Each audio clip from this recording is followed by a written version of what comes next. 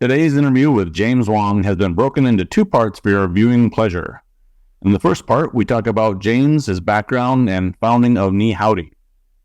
However, if you live in the United States and you want my advice, sign up immediately for his site using the link below.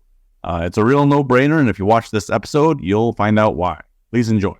Greetings to everyone who's ever bought the prescription and thought, gee, I wish that came with a side of Bitcoin. This is Proof of Pod, episode 18.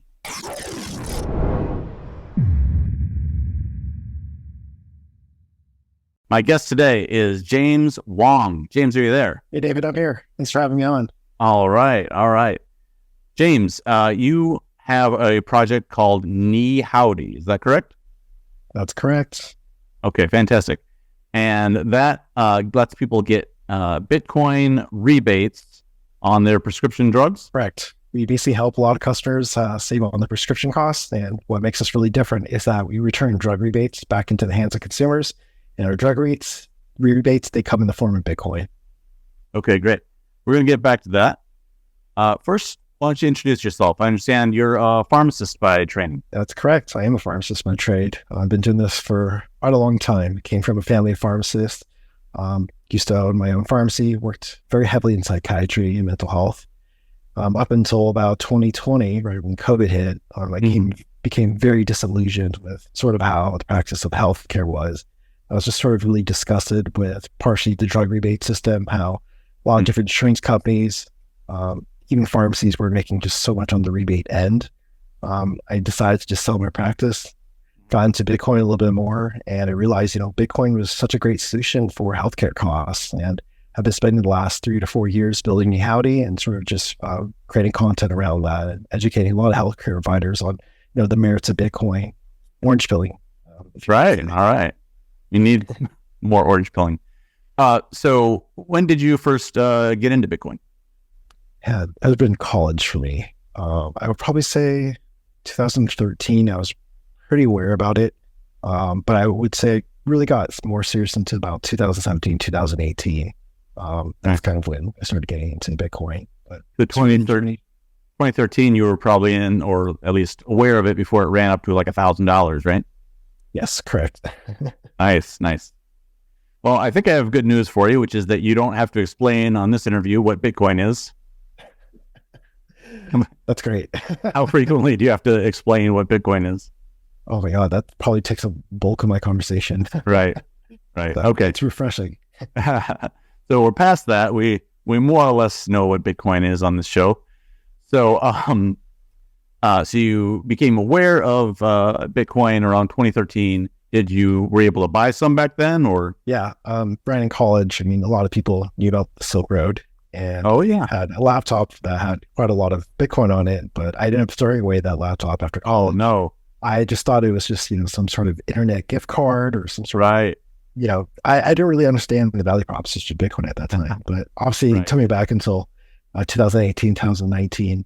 Part of the thing is when you work in psychiatry, mental health, you have to ask yourself, where do your patients get, recreational medications or drugs? And that kind of led back to me learning Bitcoin, learning a little bit more about how the Silk Road sort of conceived, and really that sort of jump-started my journey back into Bitcoin. Right. I think a great question to ask instead of like, when did you first learn about Bitcoin is, when did you first reject Bitcoin? Right. Because it's so, most people like don't take it up on the very first time that they hear about it. For me, it was like, what's the second best Bitcoin?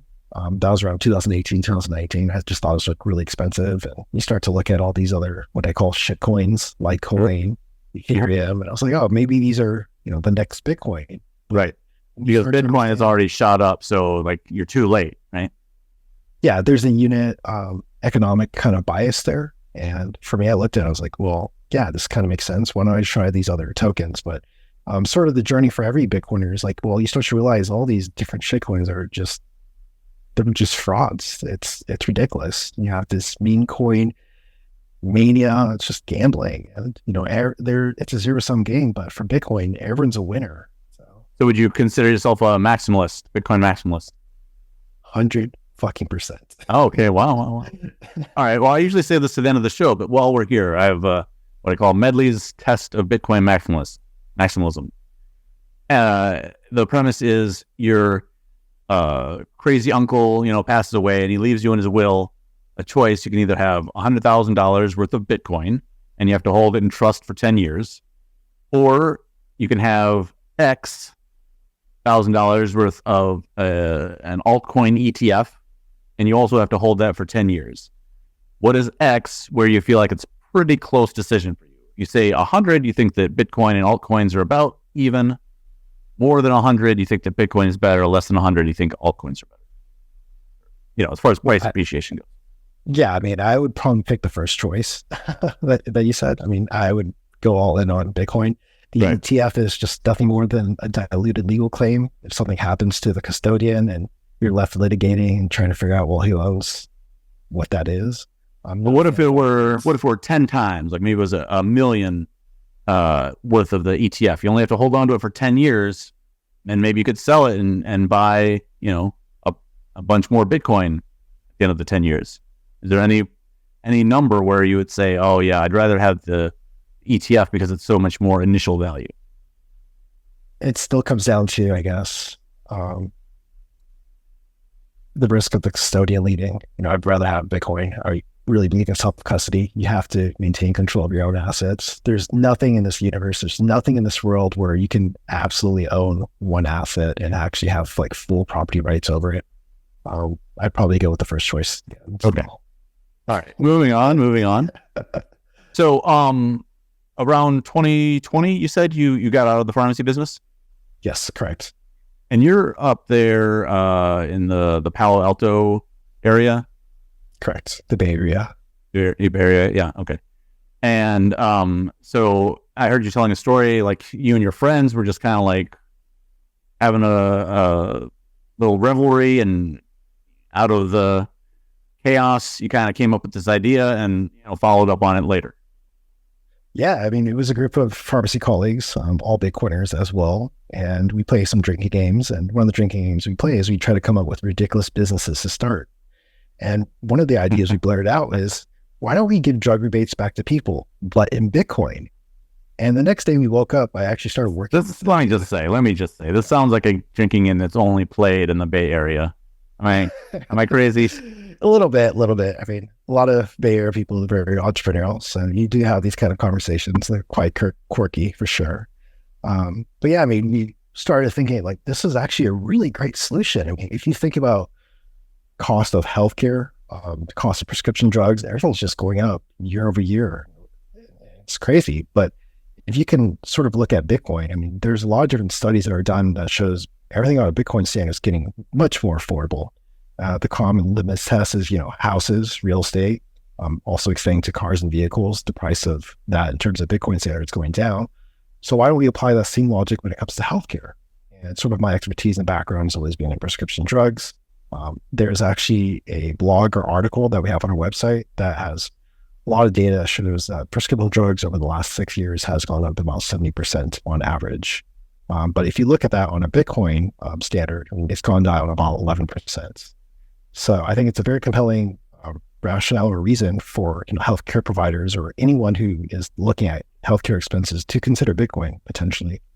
And what's really cool is we're actually going to be releasing our findings in publication into a scientific journal pretty soon. So very excited to sort of share that with you. Fantastic. I mean, obviously, if you've watched my channel at all, I think you know that we're on the same page as far as inflation and Bitcoin and stuff like that. So you've been building NiHowdy for about 3 years, I think you said, and hopefully this is not going to be wildly culturally inappropriate, but is it a play on words of the Mandarin greeting of ni hao? It is. Okay. So it just, yeah. There's also an inside joke amongst some of my other pharmacy colleagues. We used to have a couple of our patients say that to us all the time. So we said, you know what, it's a good inside joke. And if we're going to run a startup or a company for the next 5 to 10 years, and I would want it to be something memorable and have a story behind it. Okay. So let's talk about it. I understand like the main comp would be, oh shoot, I can't think of it now. The little prescription card, GoodRx. Yes. Right. Yeah. So what makes you different from GoodRx? It's a very similar business model. What they do is they run an affiliate business model, and what a lot of people don't realize is that they make anywhere from 15 to 80% of the gross merchandise value at the point of sale, say at CVS or Rite Aid or Costco. What we do is we take that same exact business model and we pass back those transaction fees that GoodRx would normally claim and give it back to the consumer. On top of that, any of the manufacturers that have rebates associated with it, we also pass that back in the form of Bitcoin to our users. This would not have been possible in the fiat system just because of transaction fees. Sometimes your rebates could be, 10 cents, 25 cents, 50 cents. These are very de minimis values, and that's really hard to do on such a large scale to give back to consumers. But with Bitcoin and the Lightning Network, this makes it such an amazing possibility to actually give value back to individuals who actually have to buy prescriptions. But if you extrapolate this over hundreds of millions of, consumers who have to buy prescriptions every single month, every single year, that's a lot of transaction fees that end up in the hands of insurance companies or even GoodRx or even celebrities like Mark Cuban. I look at that and say that's just absolutely disgusting. Prescription drugs need to be much more affordable, but there has to be a way or a utility or a mechanism where Bitcoin itself can actually reduce the cost of prescriptions or healthcare for individuals. Okay, fantastic. So let's drill into that a little bit more, like from the user experience side.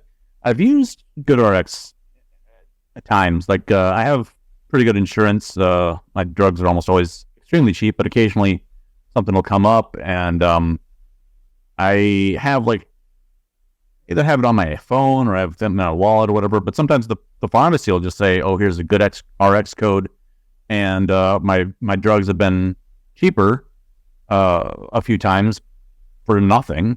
I didn't even think you sign up with GoodRx, do you? I think you just scan a code. Yeah, it's pretty much just a code. There's no member ID associated with it. With ours, there is a member ID because we need to know who to track where these rebates go back and belong to. So we have that member ID that's generated on our end. But it's very similar. You kind of look up which prescription that you're using and say you have a high deductible or high copay. Sometimes we might be a little bit cheaper than GoodRx, or instead of paying retail, we'd be an excellent solution right there. We also work with pet prescriptions. So if you have a furry friend, dog, cat, there's a lot of rebates that happen in the, I would say, the animal sort of pharmaceutical space as well. We do return rebates back to, a lot of pet owners. For sure. Oh, and I was looking you up. The pet part actually seems more compelling than the human part. But let's just go into GoodRx just a little deeper. So why would a pharmacy basically cut their own throats or whatever and say hey, you're about to pay $100 for this prescription. We can make it $80 for you. All you have to do is scan this GoodRx code. Sure. There's something in the healthcare space known as the most favored nation clause. This actually started many years ago. There used to be some retail stores that would do $3, $4 generics. This probably happened in the 80s or 90s. And what CMS, Center for Medicare and Medicaid Services, said is hey, we noticed you're charging customers out of pocket $4 for this medication, but you're billing the insurance, the government, $80 for that same exact medication. This led to a series of clawbacks from the industry, and it's the standard practice. Most pharmacies don't have a cheaper cash price. They just bill the same rate that they bill insurance to someone who walks into the pharmacy. So there's what I would call a legal inefficiency, which creates an economic inefficiency for a lot of consumers who do have to buy prescription drugs. Hence the reason why we have this industry of a prescription savings card that exists. Okay. Pretty loaded, but hopefully kind of understood what I was trying to get at. I'm going to be completely honest. I still don't quite get it, but hopefully our viewers got it. And if not, they can rewind it, which I definitely will rewind it because I still don't quite understand it, to be completely honest. But point is, with GoodRx, the customers can save money. Now, you're kind of built on the same model. You saw that GoodRx was making a lot of money. You might say, to some extent, at the user's expense. And so you said, we have a couple major ways that we can make this even better. Correct. And the two ways that I'm aware of that it's better is you're trying to work on kind of thinner margins so that the more of the savings is passed on to the consumer, and you're giving rebates in Bitcoin on the Lightning Network. Is that on the right track? Yeah, that's absolutely correct. Okay. So as a consumer, if I have,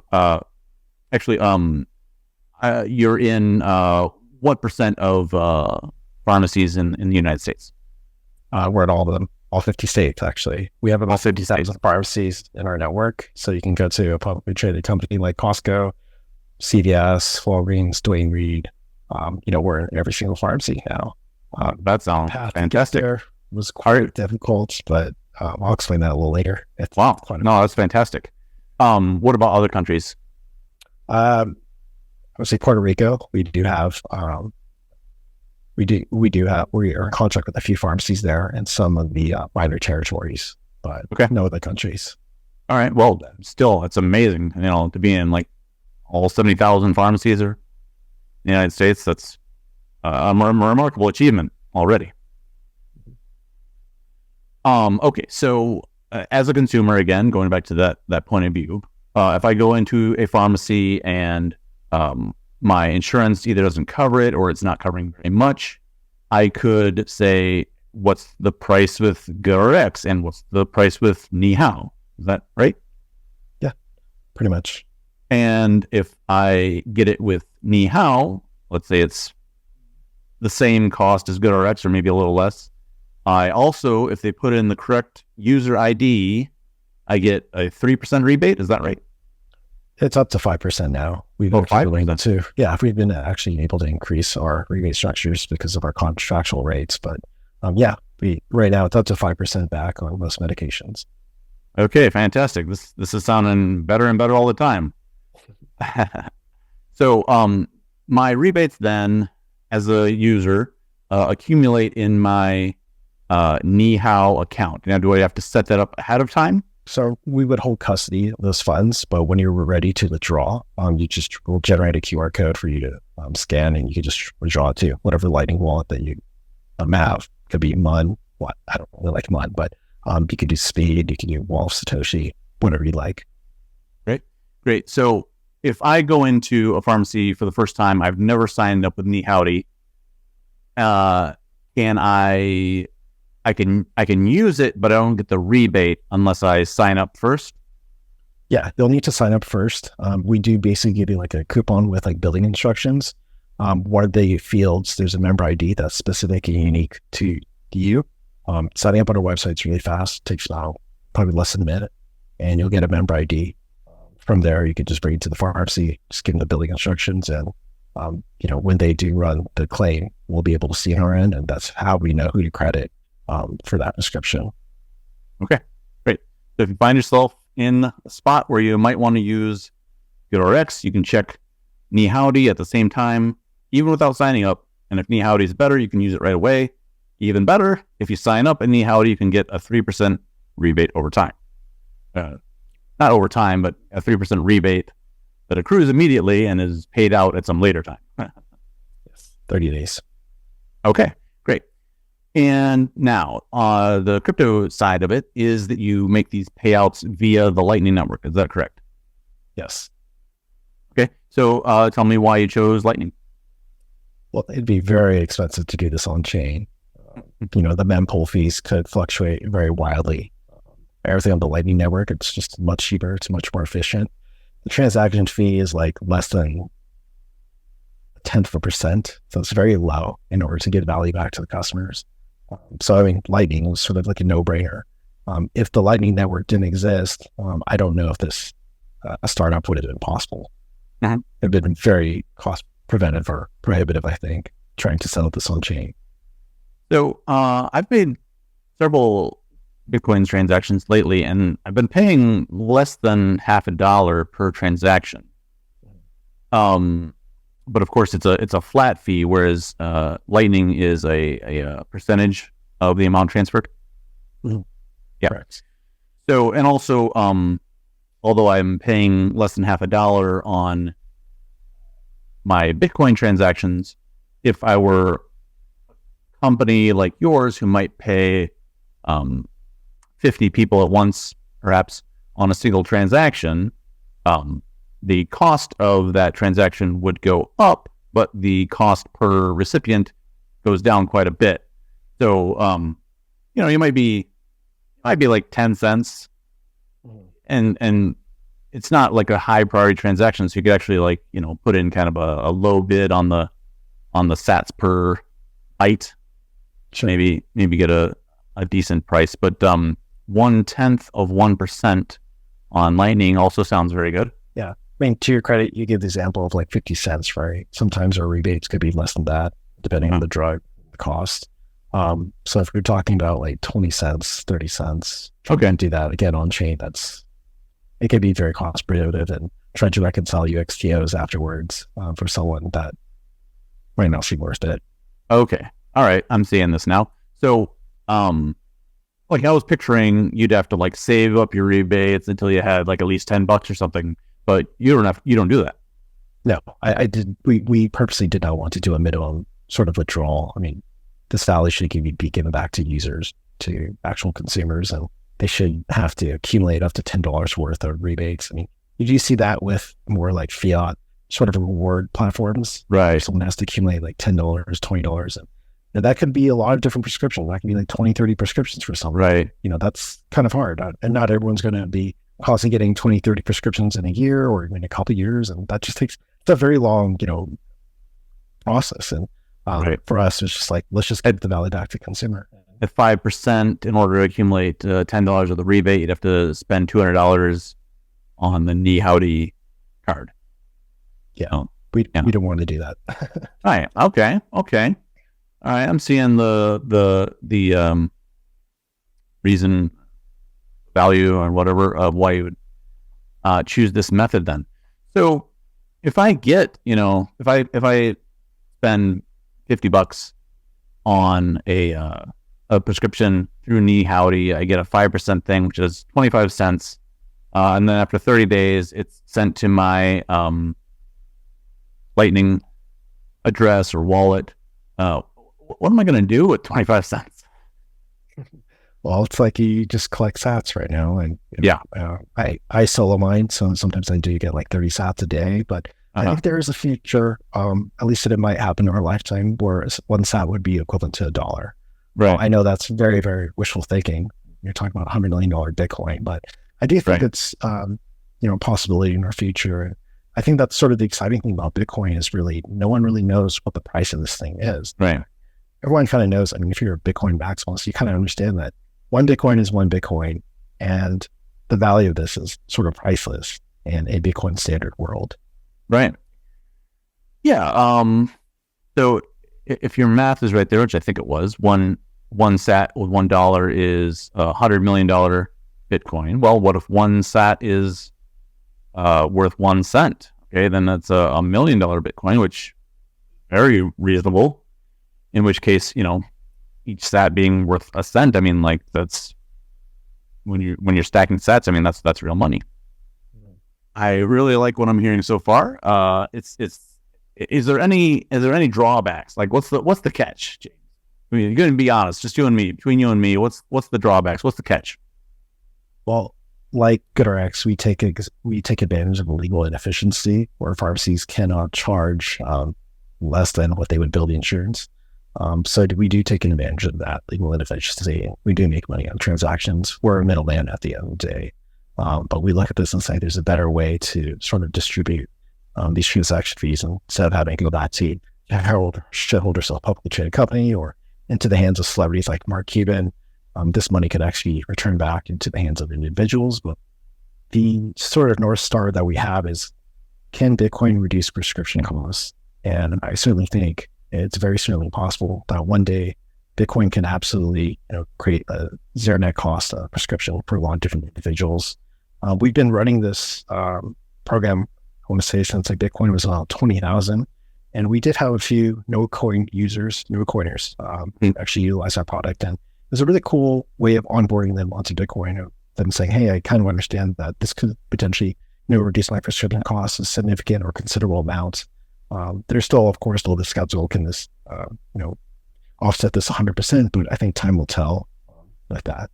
Okay. I usually save the contact information till the end, but I mean, this seems like a no-brainer to go sign up. So why don't you tell us what website or whatever you go to sign up for this?